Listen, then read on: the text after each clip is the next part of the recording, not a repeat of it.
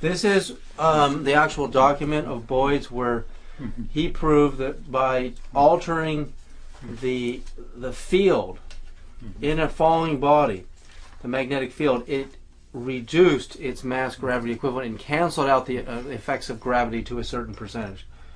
And he did a building 500 drop test conducted from a height of 59 feet. The location is in White Settlement, Texas, and the time was 12:20 p.m. and this was in 1995, December 12th. Nobody knows this. I know it. So gravity, mass gravity is not, you can alter it. Well, gravity within itself has to have, gravity goes through anything that is solid and anything like iron or anything else. But it has to have a magnetic component, which may be canceling out within itself. But as soon as it got around my rock, it all of a sudden recognized the presence of my rock. One of Einstein's students tried to merge electromagnetism and gravity, and he rejected it. But he didn't have an experiment like you did. No, I understand. I know that. Yeah.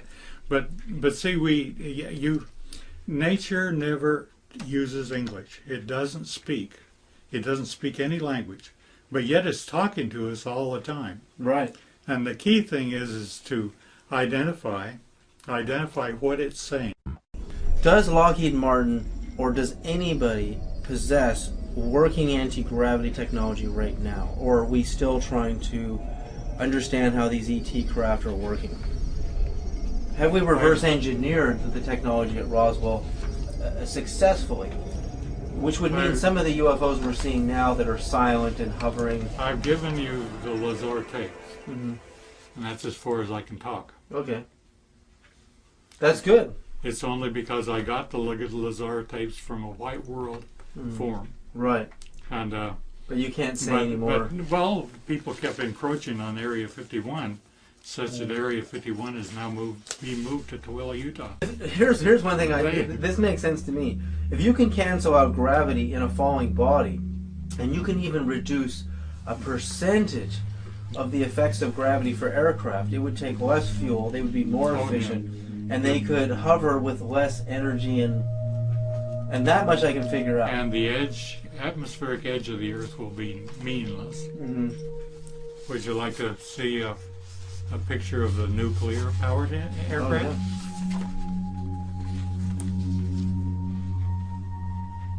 What's the date on this one? I refuse to say, but there is the nuclear pile that actually flew. That hunk of junk right there flew? It actually was in the belly, providing... Oh, that was in the belly of that. That's right. It's just like in the belly of a submarine. Providing anti-gravity. So it's shaped like an aircraft. Well, it's aerodynamic. So that we don't think that it's not using its wings. Well, I get it. It has an energy source, okay? I understand. And it is staying in the and here's what it looked like down inside of the protective. It was. And that's at Area 51? No, much closer than we'd care to admit. Oh, Texas. Well, I mean, Lockheed's of the contracts here was in the paper this morning. $27 billion in the last couple of years. Most of the majority of the defense contracts are here in Texas with Lockheed. I mean, well, certainly. No. That's why I don't mind having a retirement from them.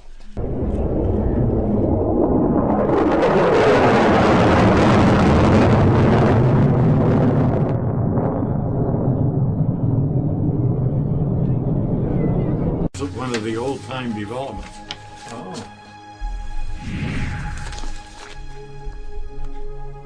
Now, I happen to know the guy who put that together.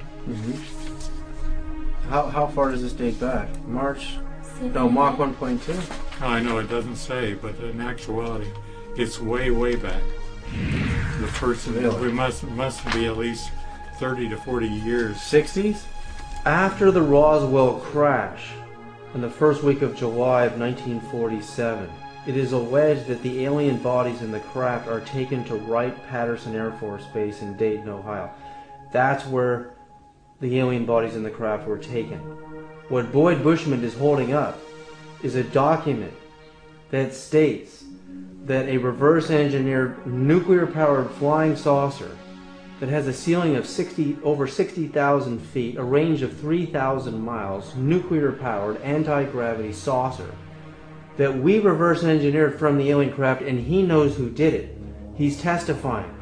Boyd Bushman is the man who designed the Stinger missile for General Dynamics. He worked for Howard Hughes. He worked for 20 years. He was at Lockheed Martin. He had access to above top secret and top secret files. He knows how to develop and reverse engineer anti-gravity technology and is actually demonstrating it in front of us. And here we are for the first time in history. He is showing us proof that at Wright-Patterson Air Force Base, we reverse engineered flying saucer technology. In 1959 was the first date this thing flew. I mean, this is incredible. He's giving us what no one has ever been able to find before. And you know, he won't say, you know, that it was an alien craft, obviously. I mean, it could have been something that was ours. But if we have anti-gravity, if we've developed anti-gravity at Lockheed or, you know, any level, secret level of the Black Ops, you know, divisions of research, why aren't we using it in the war? Why doesn't the F-117 levitate? Or does the F-117 levitate? Well, the key question from a physics point of view is a matter of another force. Mm-hmm. The question is are there more forces beyond the 4 or 5 forces that we're all acquainted with? Mm-hmm. The strong force, that's holding the strong force. Yeah, I understand that. The strong force and weak force, electromagnetic force, and gravity. Well, we have been under some development recently where the astronomers have begun to analyze the motion of galaxies apart. Right. And we have identified that indeed the galaxies are being impelled apart. Mm-hmm. We used to say at increasing velocities. The recent data and the better data says that there's still a repulsing force. Well, a repulsing force is an anti-gravity. It's stronger than gravity. Literally. Mm-hmm. Newton says for every action there's an equal and opposite reaction, right? Well, okay. If that's true, then I don't know. Don't let me get this thing lost, but if I let this fall on this carpet, mm-hmm. if I had a concrete, if its elasticity mm-hmm. was the same, then the best that it could do would be to come back to the same height that I drop it from, right? Right. And if it came out higher than that, then I would have violated Newton's law of equal and opposites, right? Okay, I need your hand. This is a standard tube, and you're going to catch these. These are magnets. Mm-hmm. Okay, now do notice that this is copper. Mm-hmm. It does not care about copper at all. It is not like iron. This one just straight through, right on less through. than a second. And this one, 1,002, 1,003, 1,004, 1,004 seconds. No, that's true. So now, so you're canceling out gravity. Well, by something that cares little about magnetism. The two opposing forces in here.